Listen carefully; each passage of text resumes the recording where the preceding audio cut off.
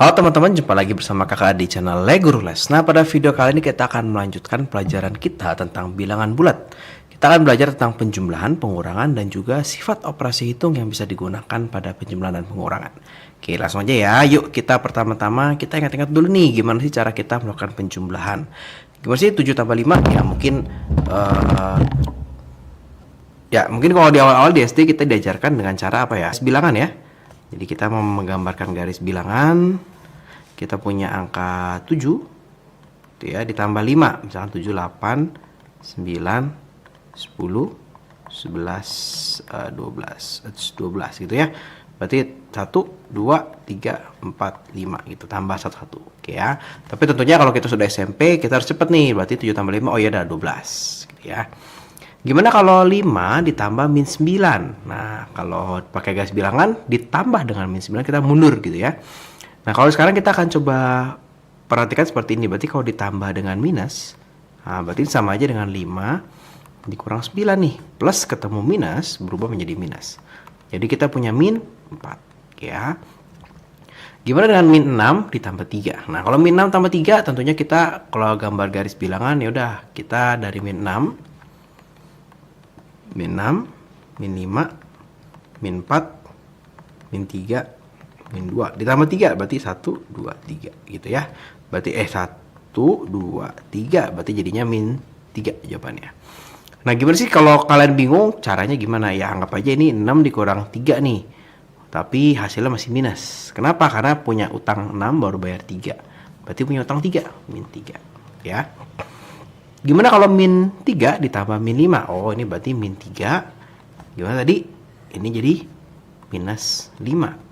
Jawaban adalah min 8. Oke ya. Kita ingat ya bagaimana menjumlahkan ya. Oh, ini masih ada lagi satu. Min 10 ditambah 12 dikurang min 5. Ya udah berarti tinggal kita buka aja nih.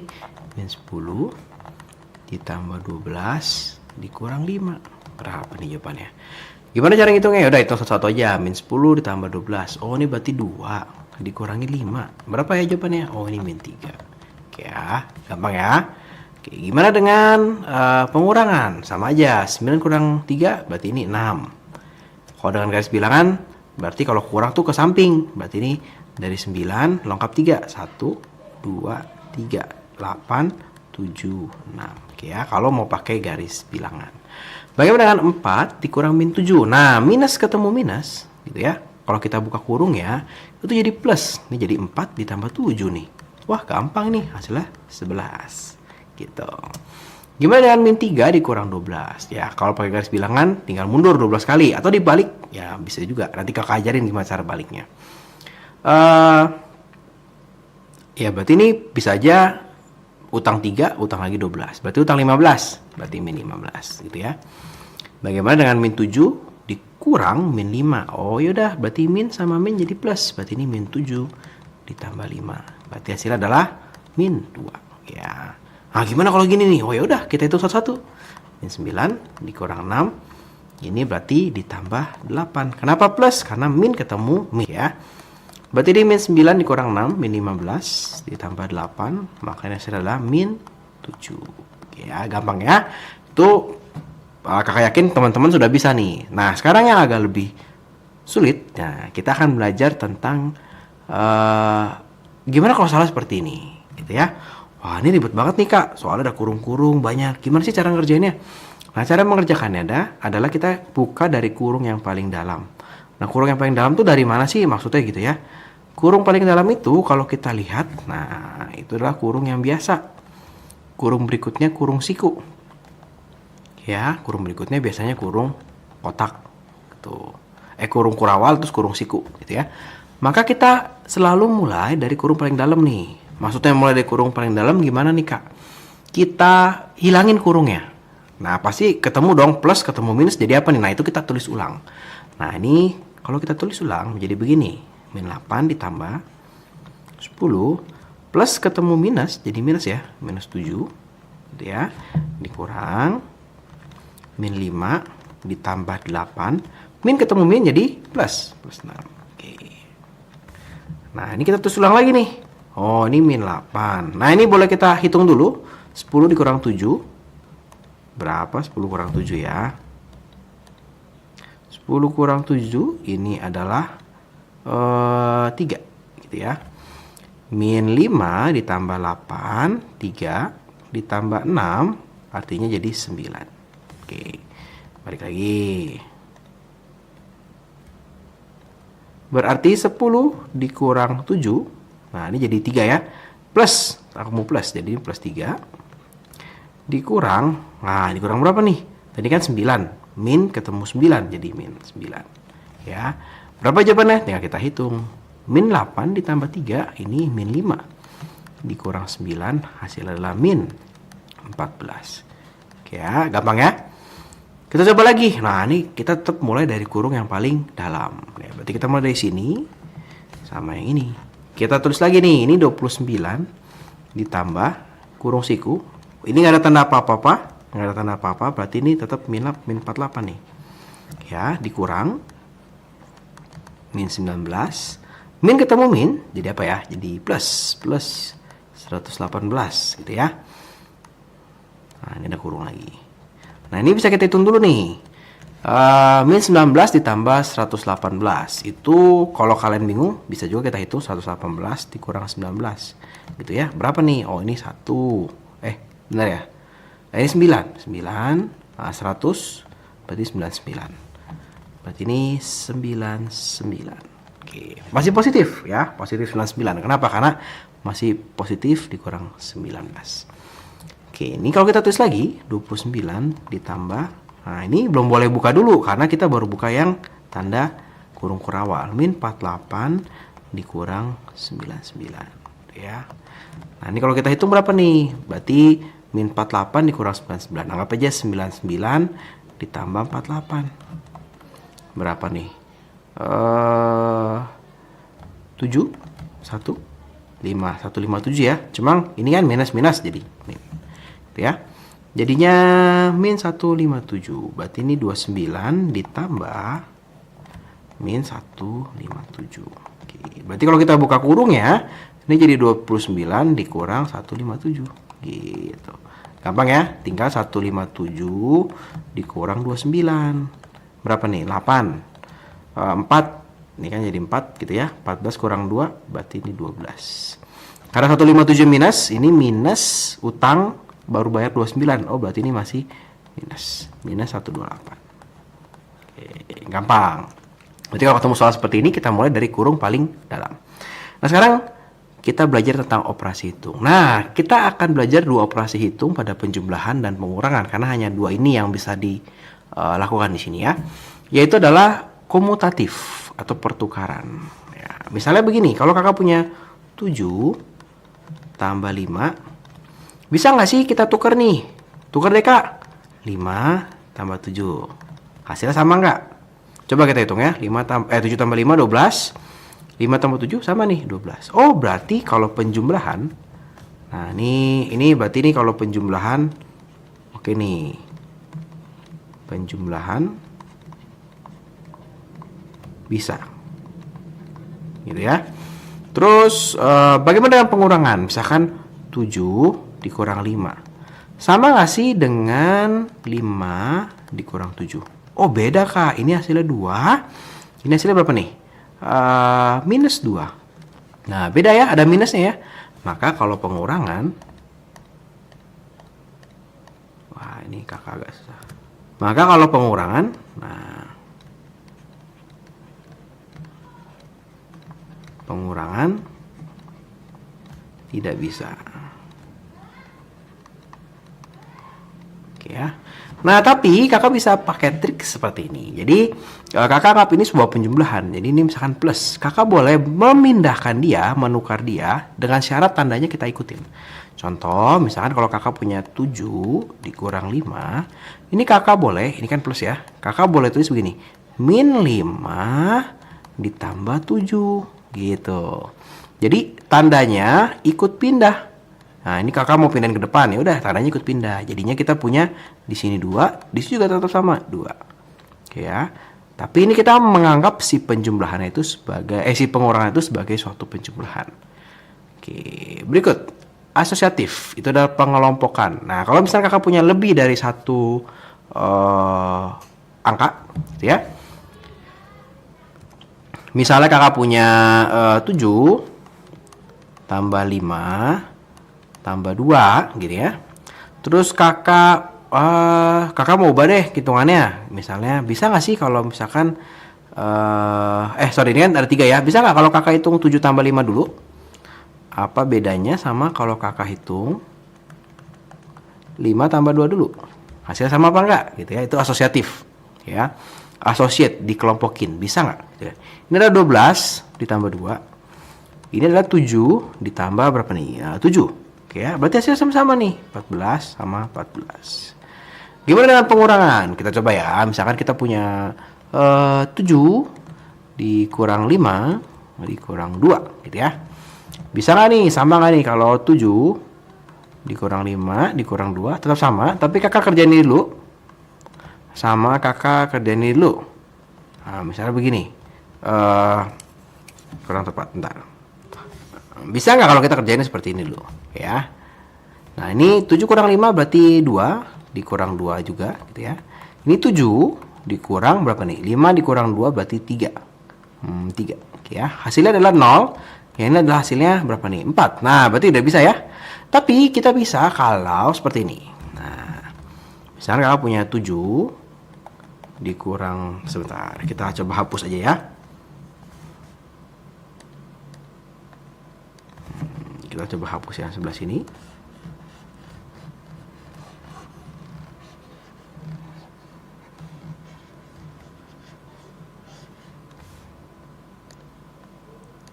Nah, misalnya kamu punya 7 dikurang 5 dikurang 2.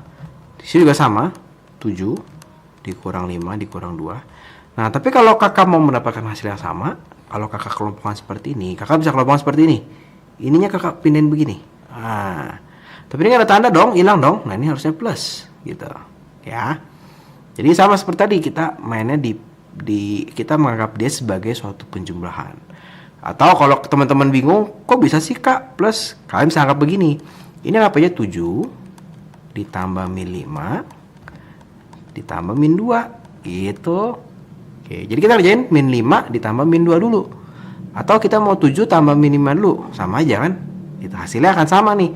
Oh, ini adalah 2 dikurang 2. Kalau ini kalau kita kerjakan, berarti ini 7 ditambah min 5 ditambah min 2. Nih, min 5 tambah min 2 kan hasilnya min 5 kurang 2. Min 7 gitu ya. Nah, ini hasilnya juga sama nih. 0, ini juga 0. Sama. Oke. Jadi, kalau sebagai pengurangan, kita tidak bisa asosiatif dan tidak bisa komutatif.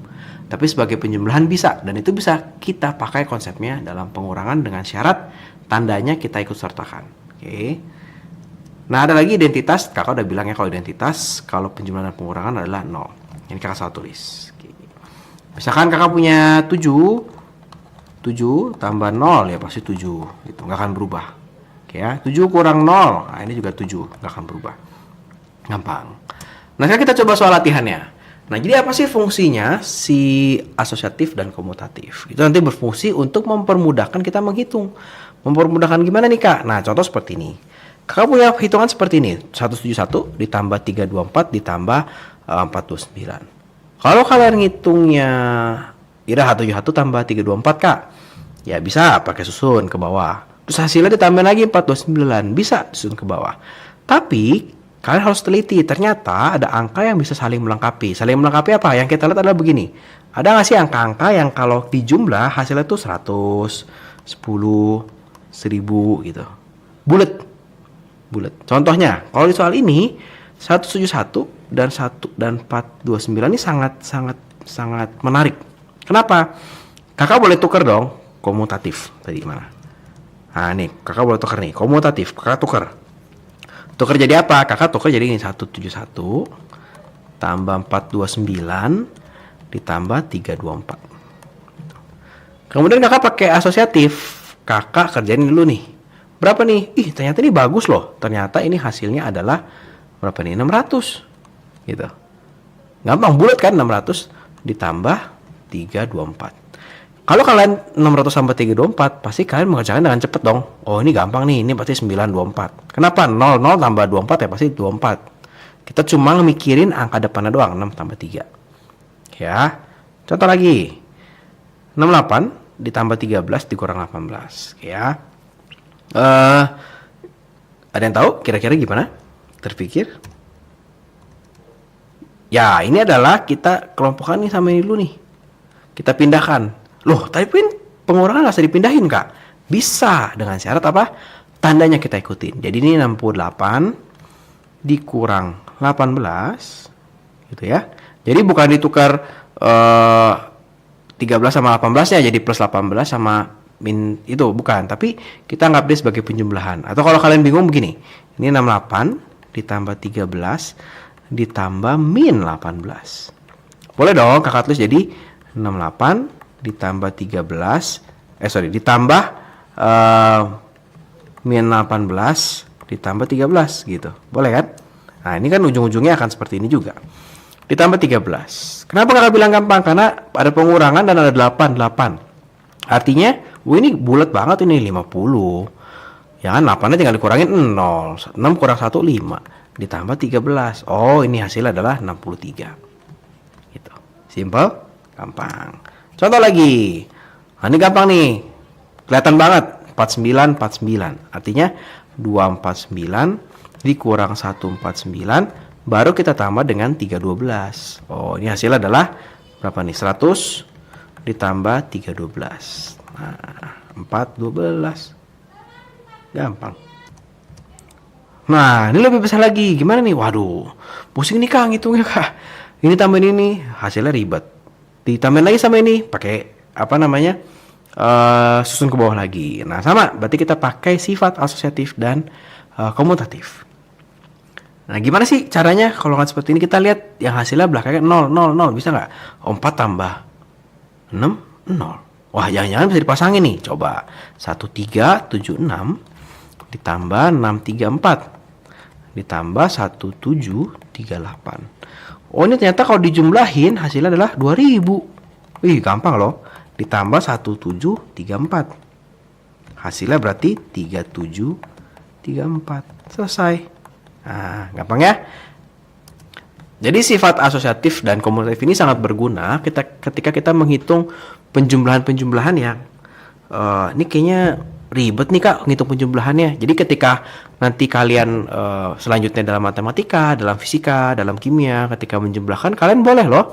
Oh, saya mau ngitung yang ini sama ini dulu deh. Hasilnya bagus nih, 10 bulat gitu. Misalkan kita punya gini.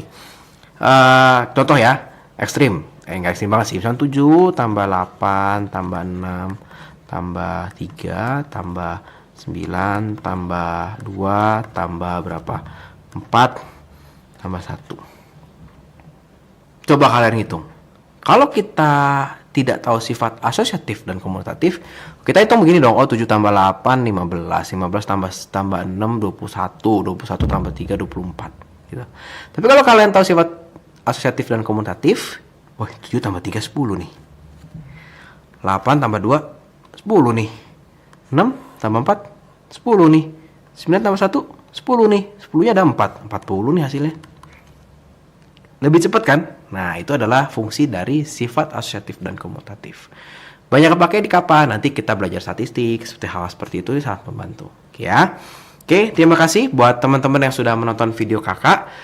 Selamat belajar. Mari kita membagikan video ini untuk membantu teman-teman kalian belajar. Gitu ya, daripada kita bagiin hoax, kita bagiin berita yang tidak jelas. Ayo kita bagiin video pembelajaran supaya teman-teman kita bisa belajar. Oke, jangan lupa juga like videonya dan juga subscribe di channel kakak. Di video berikutnya kakak akan membahas tentang perkalian, pembagian, dan pemangkatan. Jadi ayo tonton terus video-video kakak. Terima kasih.